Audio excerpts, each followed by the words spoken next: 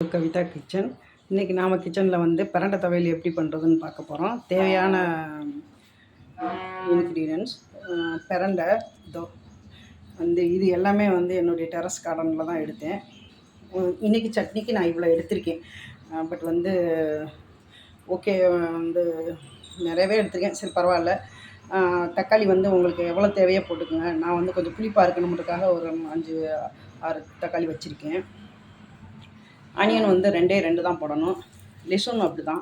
லெசூனில் வந்து உங்களுக்கு ஒரு 6-7 பல் போட்டுக்கோங்க. இது வந்து உளுந்தம்பருப்பு. இதுலேயே வந்து நீங்கள் பிளாக் கலர் உடச்ச உளுந்து போட்டிங்கன்னா ரொம்ப நல்லாயிருக்கும். தேவையான அளவு வத்தல் வந்து எவ்வளோ வேணுமோ அவ்வளோ போட்டுக்கோங்க. இது வந்து ஆயில் எடுத்து வச்சுருக்கேன்.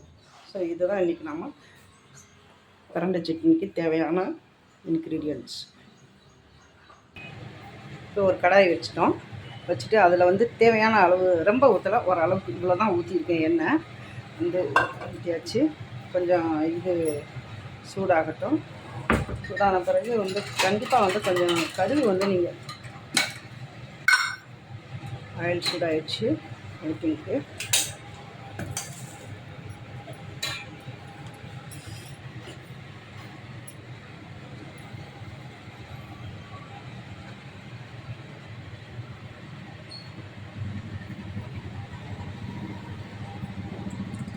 கொஞ்சம் வந்து கடுகு கண்டிப்பாக நீங்கள் போட்டுக்கிறோன்னா கடுகு போட்டால் வந்து அது டேஸ்ட்டும் இருக்கும். அது இந்த கடுகில் இருக்க சத்து நம்மளுக்கு வந்து கிடைக்கும். அதனால் கடுகு நல்லா கொஞ்சம் ஓரளவுக்கு ஒரு டீஸ்பூன் போட்டுக்கோங்க. போட்டுட்டு கடுகு பொரியட்டும்.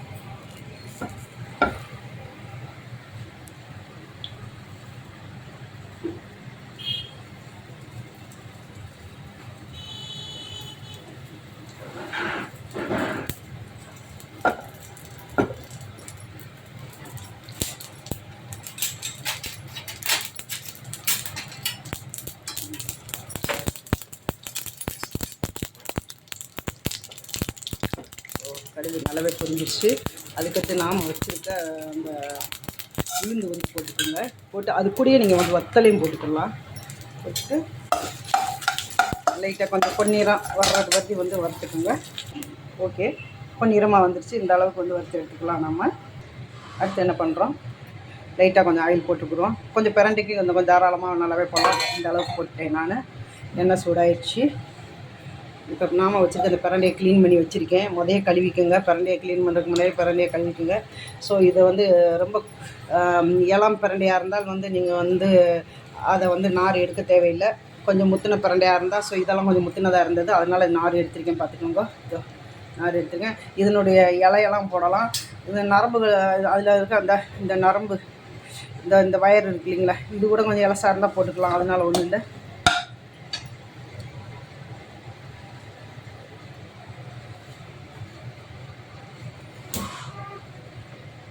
ஓகே, இது நல்லா வதங்கணும். வதங்கின பிறகு ஒரு 5 நிமிஷத்துல நல்லாவே வதங்கிடுது.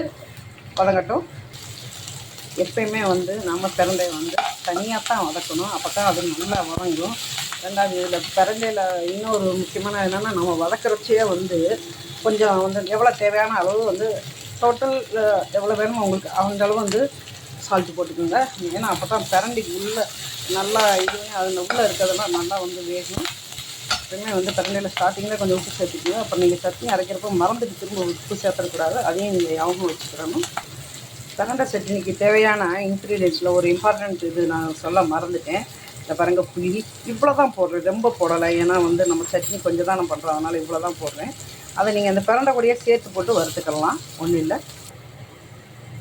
ஓகே, நம்ம வந்து இந்த அளவுக்கு வந்து நல்லா வந்து பாருங்கள், பிரண்டையை வந்து நல்லா வதக்கியாச்சு. ஏன்னா சில நேரம் வந்து பிரண்டையில் வந்து ஒரு வகையான அரிப்புத்தன்மை இருக்குதுன்னு சொல்லுவாங்க. அதனால வந்து பிஞ்சு தான் இருந்தாலும் வந்து இந்த அளவுக்கு நல்லா வதக்கியாச்சு. ஓகே, அடுத்ததாக நம்ம பண்ண போகிறது கொஞ்சம் ஆயில் போட்டுக்கலாம்.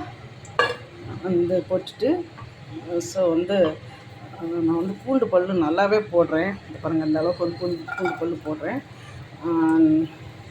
நீங்கள் போட்டுக்கலாம். நிறைய நீங்கள் கம்மியாக பூண்டு பல் போட்டிங்கன்னா வந்து வெங்காயத்தோடையே சேர்த்துடலாம். அதிகம் போட்டிங்கன்னா கொஞ்ச நேரம் வந்து இதை ஒரு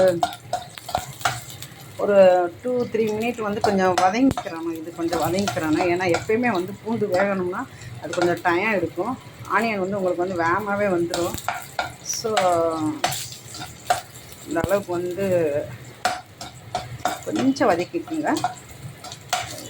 ஒரு 2-3 மினிட்ஸ் 2 மினிட்ஸ் போதும். எனக்கு இடம் வந்து 2 மினிட்ஸ் போதும். ஓகே, ஆயிலில் வந்துருச்சு, ஓரளவுக்கு பாயில் ஆகிடுச்சு.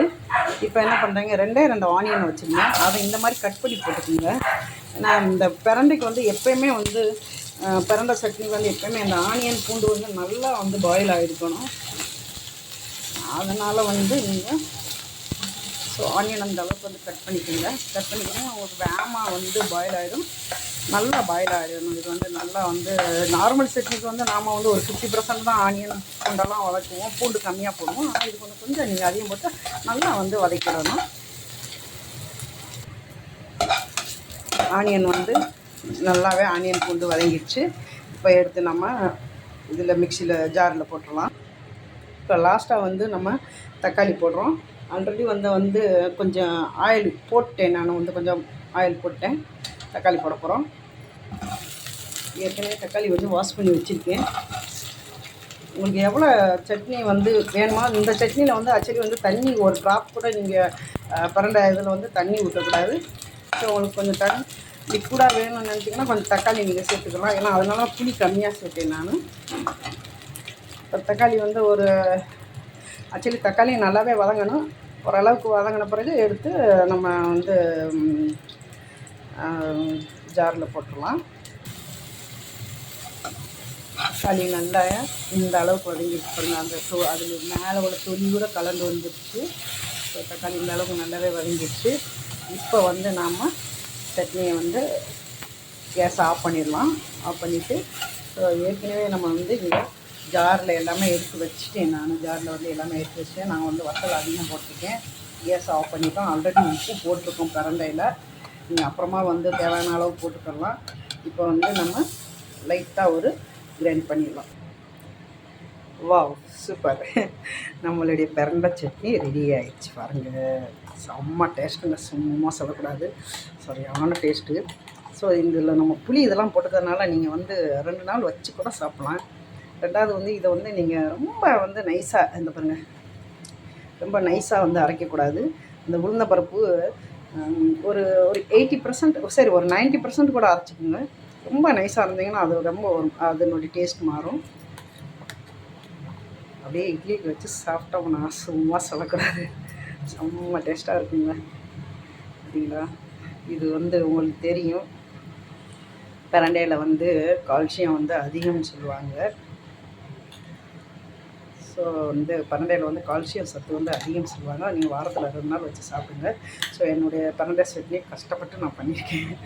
சப்ஸ்கிரைப் பண்ணுங்கள், ஷேர் பண்ணுங்கள், லைக் பண்ணுங்கள், கமெண்ட்ஸ் பண்ணுங்கள்.